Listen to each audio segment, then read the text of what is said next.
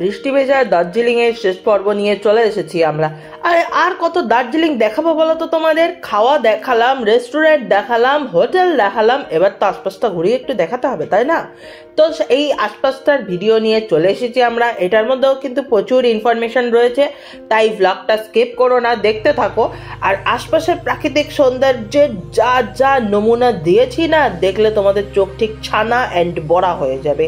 তাই কিন্তু ব্লগটা পুরোটা দেখতে হবে। আর হ্যাঁ, দার্জিলিংয়ের এই বৃষ্টি ভেজা রূপ, উফ উফ, লাভলি লাভলি লাভলি। এর থেকে সুন্দর রূপ আমি দার্জিলিংয়ের আগে দেখিনি বস। তোমরা যদি আগে দেখো তাহলে কিন্তু আমাদেরকে কমেন্ট করে জানাতে পারো, আমরা গিয়ে তোমাদের একটু ভিডিও দেখে এসে চোখটা সার্থক করে নেব। তাহলে বেশি ভাট না বকে শুরু করে দিই আজকের ব্লগ।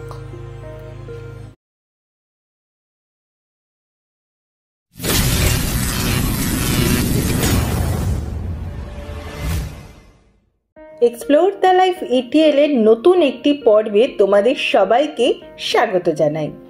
আশা করি তোমরা ভালো আছো, সুস্থ আছো আর আমাদের পাশে আছো। আমি চলে এসেছি দার্জিলিং ভ্রমণের শেষ পর্ব নিয়ে। এইবার আশপাশটা একটু ঘুরে দেখে নেওয়া যাক। থাকা হলো বা কোথায় কোথায় আরও তোমরা থাকতে পারো, সব সম্ভাব্য জায়গার ইনফো তোমাদের আমরা দিয়ে দিয়েছি। এইবার একটু আশপাশের ইনফোটা দিয়ে দিই। আমরা যেদিন দার্জিলিংয়ে পৌঁছেছিলাম সেদিন চলে গিয়েছিলাম গ্লিনারিসে লাঞ্চ করতে। অবশ্যই গ্লিনারিসে যেতেই হবে, কারণ আজকালকার সময়ে গ্লিনারিসে না গেলে বস তুমি দার্জিলিংয়ে আসোনি। তাই লাঞ্চটা কিন্তু আমরা এখানেই সেরেছিলাম উইথ লাইভ মিউজিক শুনতে শুনতে।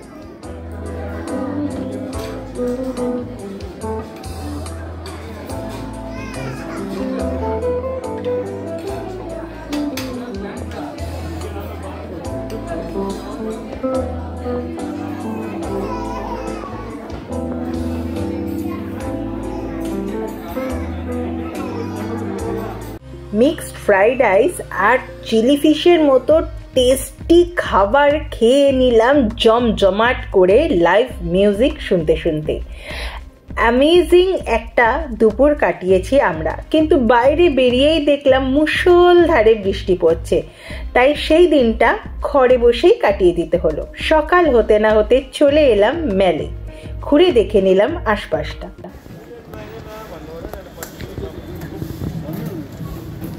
দার্জিলিংয়ে আসলে সাইট সিন তো করতেই হবে, আর সাইট সিন করার জন্য গাড়ি কোথা থেকে পাবেন? অবশ্যই কেভেন্টার্স। তার উল্টো দিকেই কিন্তু গাড়ি বুক করে নিতে পারবে। এখানে এসে গাড়ি বুক করে নেবে, কথা বলে নেবে, প্রাইসটা কিন্তু ওই সময় তোমরা জেনে নিতে পারবে। দার্জিলিংয়ে যতবারই আসা যায় দার্জিলিংয়ের প্রেমে পড়তে হয় আবার নতুন করে। আর ভোরের দার্জিলিংয়ের রূপ সে তো অসাধারণ। আমি তো আবার প্রেমে পড়ে গেলাম মোহময়ী দার্জিলিংয়ের। বাঙালি যতই চিলি চিকেন, ফ্রাইড রাইস আর মোমো খাক, বাংলা খাবারের টেস্ট তারা কিন্তু ছাড়তে পারে না। তাই বাড়ির থেকে দূরে এসেও খুঁজে পেতে চায় সেই হেসেলের স্বাদটি। তাই দার্জিলিংয়েও চলে এসেছে 16 আনা বাঙালি। আর এখানকার ফুডের কোয়ালিটি আর টেস্ট দুটোই অসাধারণ। যদি তোমরা ট্রাই করতে চাও অবশ্যই কিন্তু আসতে পারো কেভেন্টার্সের ঠিক উল্টো দিকে।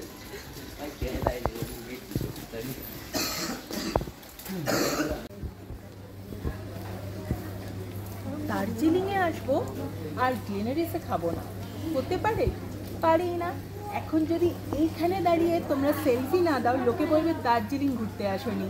তাই আমরাও সেলফি তো দিয়েই দিয়েছি আগের ব্লগে, তার লিঙ্ক রইবে এর সাথে।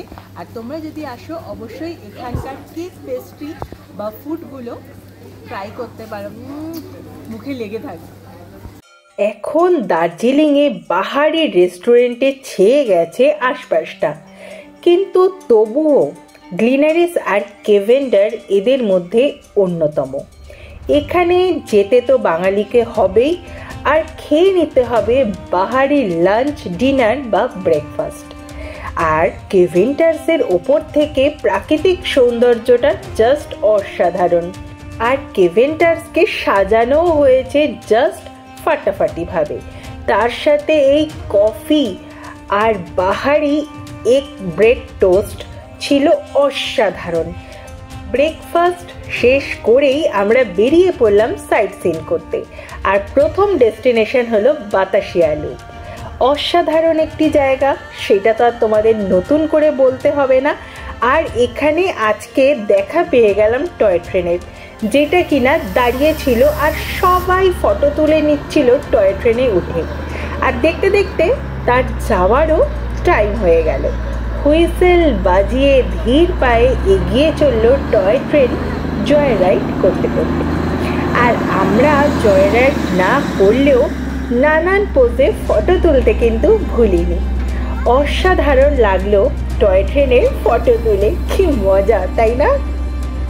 এই টয় ট্রেনেও কিন্তু অনেক শুটিং হয়েছে। বাতাসিয়া লুপে কোন কোন সিনেমার শুটিং হয়েছে সেইটা দিয়ে কিন্তু নতুন একটি ফলক তৈরি করা হয়েছে, সেটাও জাস্ট ফাটাফাটি। এরপরে চলে এলাম আমরা ঘুম মনেস্ট্রি দর্শন করে নিতে। মনেস্ট্রির কথা আর আলাদা করে কি বলবো, সত্যি একটি অসাধারণ জায়গা। আর সব থেকে অসাধারণ হলো এখানে বুদ্ধদেবের শান্ত সৌম্য মূর্তিটি। আর আশেপাশের যে ভাস্কর্য এখানে ফুটিয়ে তোলা হয়েছে তার রূপ সত্যি অসাধারণ। মেঘলা আকাশের মধ্যে এই মনেস্ট্রিটি আলাদাই একটা শোভা নিজের মধ্যেই নিজে বহন করে চলেছে। আমরা সেইটা ভাগ করে নিলাম তোমাদের সাথে। আর বাইরেই বসে পড়েছে নানান জিনিসের পসরা, শপিংও চলছে জোর কদমে। এর পরের ডেস্টিনেশন ছিল পাইন ফরেস্ট। অসাধারণ একটি জায়গা। আমি আগে যতবার এসেছি এই পাইন ফরেস্টে কিন্তু আসিনি, কিন্তু এইবারে এসে জাস্ট মনটা ভালো হয়ে গেল। কিন্তু বেশিক্ষণ থাকতে পারলাম না এখানে, কারণ ওই যে বৃষ্টিকে মাথায় করে এগিয়ে চললাম সামনের ডেস্টিনেশনের পথে। দেখা যাক এরপরে আমরা কোথায় পৌঁছাই।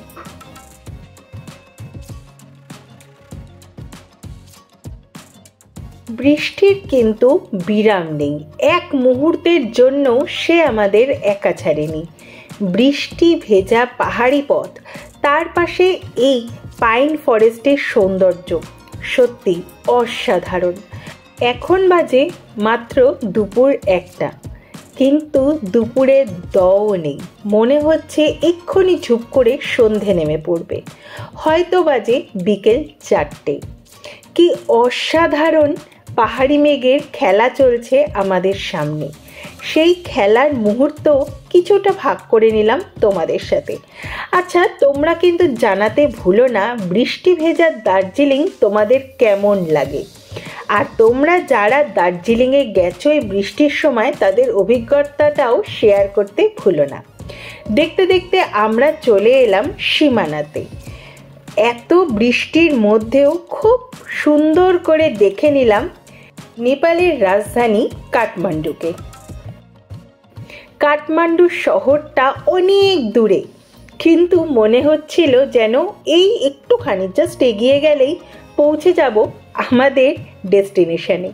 কি অসাধারণভাবে আমাদের চোখের সামনে কুয়াশা মেঘের মাঝখান থেকে হঠাৎই দৃশ্যমান হয়ে উঠেছিল কাঠমান্ডু শহরটি। সেটি চোখে না দেখলে মুখে বলে বোঝানো জাস্ট অসম্ভব।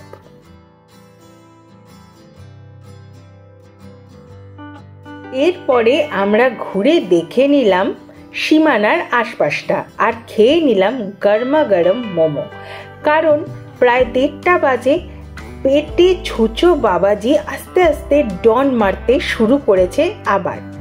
আর সীমানার এখানের মোমোর দোকানের মোমো ছিল জাস্ট অসাধারণ। আর এখানে বসে পড়েছিল নানান জিনিসের পসরা, সেখান থেকে টুকটাক কেনাকাটাও করে নিয়েছি আমরা। তোমরাও যদি চাও এখান থেকে কিন্তু নানা ধরনের জিনিসপত্র কিনে নিতেই পারো। কিন্তু আগের মতো দার্জিলিংয়ে কিন্তু বার্গেনিং করে আর কিচ্ছু পাওয়া যায় না। এখন সব দোকানগুলোতেই প্রায় ফিক্সড প্রাইসেই জিনিস কেনাবেচা হয়ে থাকে। আবারও বৃষ্টি আমাদের সঙ্গী। রওনা দিলাম নেক্সট ডেস্টিনেশনের উদ্দেশ্যে। একটু আগেই আমাদের সঙ্গী ছিল পাইন ফরেস্ট, কিন্তু সেই পাইন ফরেস্ট এবার উধাও হয়ে গেছে। এখন আমাদের সঙ্গী পাহাড়িয়া রাস্তা আর অসম্ভব সুন্দর কিছু প্রাকৃতিক সৌন্দর্য। এই বৃষ্টিতে পাহাড়ের সৌন্দর্য সত্যিই আলাদা। যারাই পাহাড়ে আসে তারাই কিন্তু পাহাড়ের প্রেমে পড়ে যায়। কিন্তু এই বৃষ্টি ভেজা পাহাড়ের অপূর্ব রূপ, যেইটাতে কিনা মানুষ প্রেমে পড়বে। আগে কিন্তু বাঙালিরা ভ্রমণে আসতো শীতকালে বা গরমকালে। বৃষ্টির সময়টা বাদই দিত পাহাড়ে আসার থেকে, কারণ বারবার ধস পড়ে। ধসে রাস্তা ব্লক হয়ে যায় এবং মানুষজন বিপদে পড়ে। কিন্তু এখন মানুষজন খোঁজ পেয়ে গেছে বৃষ্টি ভেজা পাহাড়ের অপূর্ব অতুলনীয় রূপের। তাই এই সময়ও পর্যটকদের ভিড় লেগেই থাকে। আমরা চলে এসেছি আমাদের নেক্সট ডেস্টিনেশন গোপালধারা টি গার্ডেনে। কি অসাধারণ, দেখতেই পাচ্ছ তোমরা। এই টি গার্ডেনে কিন্তু ওপরেও ওঠা যায়, যেটা কিনা আমরা আগের বার যখন এসেছিলাম এই টি গার্ডেনের মাথায় একদম উঠে গেছিলাম। কিন্তু এইবারে অবশ্যই সাথে দুজন বয়স্ক মানুষ আছে, তাদেরকে ছেড়ে আমরা আর ওপর পর্যন্ত যাইনি। আর টি গার্ডেনের ওপরে ওঠা তাদের পক্ষে অসম্ভব। বৃষ্টি দিদি ভাই 5 মিনিটের ব্রেক দিয়েছিল জাস্ট আমাদের জন্য। তাই গোপালধারা টি গার্ডেনটি আমরা ঘুরে নিয়েছিলাম বিনা বৃষ্টিতে।